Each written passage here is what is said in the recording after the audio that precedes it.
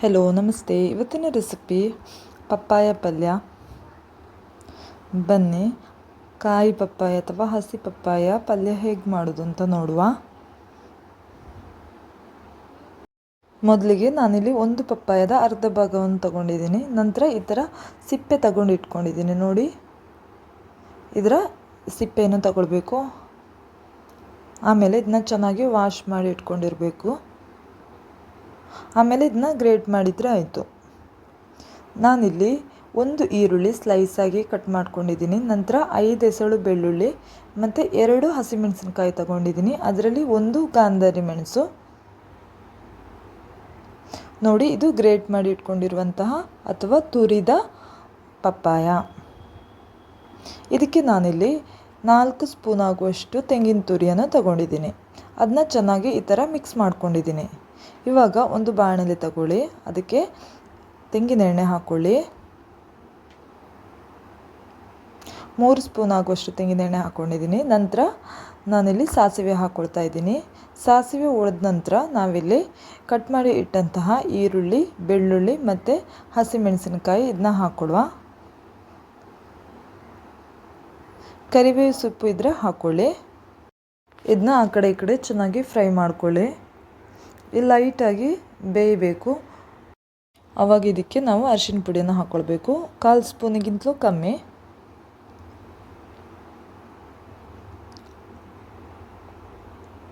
ನೋಡಿ, ಇದೊಂದು ವೆರೈಟಿ ಆದಂಥ ಪಲ್ಯ, ತುಂಬ ಟೇಸ್ಟಿಯಾಗಿರುತ್ತೆ. ಪಪ್ಪಾಯನ ತಗೊಳ್ಬೇಕಿದ್ರೆ ನಾವು ಹಸಿ ಪಪ್ಪಾಯನೇ ತಗೊಳ್ಬೇಕು. ಆಮೇಲೆ ಇದು ನಮಗೆ ಟೇಸ್ಟ್ ಯಾವ ರೀತಿ ಇರುತ್ತೆ ಅಂತ ಹೇಳಿದ್ರೆ, ಕ್ಯಾಬೇಜ್ ಪಲ್ಯ ಇದೆಯಲ್ಲ, ಕ್ಯಾಬೇಜ್ಗಿಂತಲೂ ಟೇಸ್ಟಿಯಾಗಿರುವಂಥ ಪಲ್ಯ ಇದು. ನೋಡಿ, ಇವಾಗ ಇದಕ್ಕೆ ನಾವಿಲ್ಲಿ ಅರಿಶಿನ ಪುಡಿಯನ್ನು ಹಾಕ್ಕೊಂಡು ಆ ಕಡೆ ಈ ಕಡೆ ಚೆನ್ನಾಗಿ ಫ್ರೈ ಮಾಡ್ಕೊಳ್ಬೇಕು. ಇದರ ಹಸಿ ವಾಸನೆ ಹೋಗೋವರೆಗೆ ಫ್ರೈ ಮಾಡ್ಕೊಳ್ಬೇಕು. ನಂತರ ಇಲ್ಲಿ ನಾವು ಗ್ರೇಟ್ ಮಾಡಿ ಇಟ್ಟಂತಹ ಅಥವಾ ತುರಿದಿಟ್ಟಂತಹ ಏನು ಪಪ್ಪಾಯ ಇದೆಯಲ್ಲ ಅದನ್ನ ಹಾಕ್ಕೊಳ್ಬೇಕು. ಪಪ್ಪಾಯ ತೆಂಗಿನ ತುರಿಯನ್ನು ಹಾಕಿ ಮಿಕ್ಸ್ ಮಾಡಿ ಇಟ್ಕೊಂಡಿದ್ದೀನಿ ನಾನು. ಇದನ್ನ ಹಾಕ್ಕೊಂಡ ನಂತರ ನಾವಿಲ್ಲಿ ರುಚಿಗೆ ತಕ್ಕಷ್ಟು ಉಪ್ಪನ್ನು ಹಾಕ್ಕೊಳ್ಬೇಕು. ಉಪ್ಪನ್ನು ಹಾಕಿದ ಮೇಲೆ ಇದನ್ನ ಚೆನ್ನಾಗಿ ಆ ಕಡೆ ಈ ಕಡೆ ಮಿಕ್ಸ್ ಮಾಡ್ಕೊಳ್ಬೇಕು. ನಾವಿಲ್ಲಿ ಸ್ಟವ್ನ ಮೀಡಿಯಮ್ ಫ್ಲೇಮಲ್ಲಿ ಇಟ್ಕೊಳ್ಬೇಕು. ನೋಡಿ, ಚೆನ್ನಾಗಿ ಆ ಕಡೆ ಈ ಕಡೆ ಫ್ರೈ ಮಾಡ್ಕೊಳ್ಳಿ. 5 ರಿಂದ 8 ನಿಮಿಷದವರೆಗೆ ನಾವು ಈ ಥರ ಫ್ರೈ ಮಾಡ್ಕೊಳ್ಬೇಕು.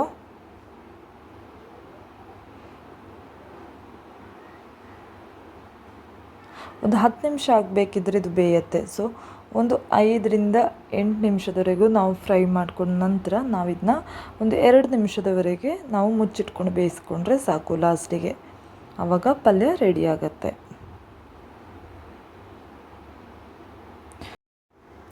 ಯಾರೆಲ್ಲ ಈ ವಿಡಿಯೋ ನೋಡ್ತಾ ಇದ್ದೀರಾ, ಈ ಪಲ್ಯನ ಮಾಡೋದಕ್ಕೆ ಅಥವಾ ಈ ರೆಸಿಪಿನ ಮಾಡೋದಕ್ಕೆ ಮರಿಬೇಡಿ. ತುಂಬ ಟೇಸ್ಟಿಯಾಗಿರುವಂಥ ಪಲ್ಯ ಇದು. ಅನ್ನಕ್ಕಂತೂ ಬೆಸ್ಟ್ ಕಾಂಬಿನೇಷನ್. ನೋಡಿ, ಈ ಥರ ಫ್ರೈ ಮಾಡಿಕೊಂಡು ನಾವಿಲ್ಲಿ ಇದನ್ನ ಮುಚ್ಚಿಟ್ಕೊಂಡು ಬೇಯಿಸಿಕೊಳ್ಳುವ.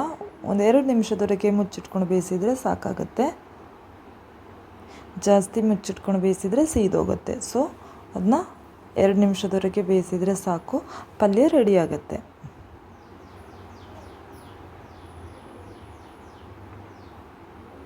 ನೋಡಿ, ಮನೆಯಲ್ಲೇ ಸಿಗುವಂಥ ತರಕಾರಿಗಳಿಂದ ಮಾಡಿದಂಥ ಪಲ್ಯ ಇದು. 5 ರಿಂದ 10 ನಿಮಿಷ ಸಾಕು ಈ ಪಲ್ಯ ರೆಡಿ ಆಗೋದಕ್ಕೆ. ನೋಡಿ, ಆಲ್ಮೋಸ್ಟ್ ಆಗಿದೆ.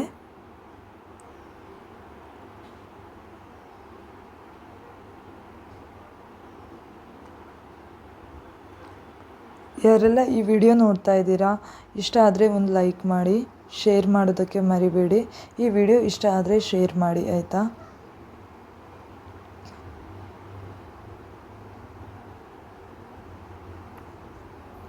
ಎರಡು ನಿಮಿಷದವರೆಗೆ ಮಾತ್ರ ನಾವು ಇದನ್ನ ಮುಚ್ಚಿಟ್ಕೊಂಡು ಬೇಯಿಸಿದರೆ ಸಾಕು, ಇಲ್ಲಾಂದರೆ ಸೀದೋಗ್ಬೋದು.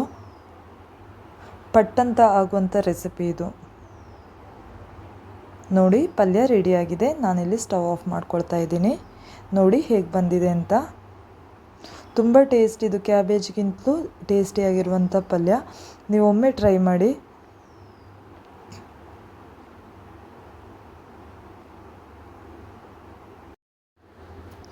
ಈ ಪಪ್ಪಾಯ ಪಲ್ಯನ ಮರಿದೆ ಟ್ರೈ ಮಾಡಿ. ಅಟ್ಲೀಸ್ಟ್ ಒಮ್ಮೆ ಆದರೂ ಟ್ರೈ ಮಾಡಿ, ಆವಾಗ ಹೇಳ್ತೀರಾ ಹೇಗಿದೆ ಅಂತ. ಟ್ರೈ ಮಾಡಿದ ಮೇಲೆ ನೀವೊಂದು ಕಮೆಂಟ್ ಬಾಕ್ಸಲ್ಲಿ ಕಮೆಂಟ್ ಮಾಡಿದರೆ ಚೆನ್ನಾಗಿರುತ್ತೆ.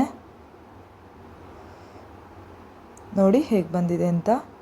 ಈ ವಿಡಿಯೋ ಇಷ್ಟ ಆದರೆ ಲೈಕ್ ಮಾಡಿ, ಶೇರ್ ಮಾಡಿ, ಕಮೆಂಟ್ ಮಾಡಿ. ಹೀಗೆ ಸಪೋರ್ಟ್ ಮಾಡ್ತಾ ಇರಿ. ಇನ್ನೊಂದು ಹೊಸ ರೆಸಿಪಿಯೊಂದಿಗೆ ಬರುವವರೆಗೂ ಧನ್ಯವಾದಗಳು.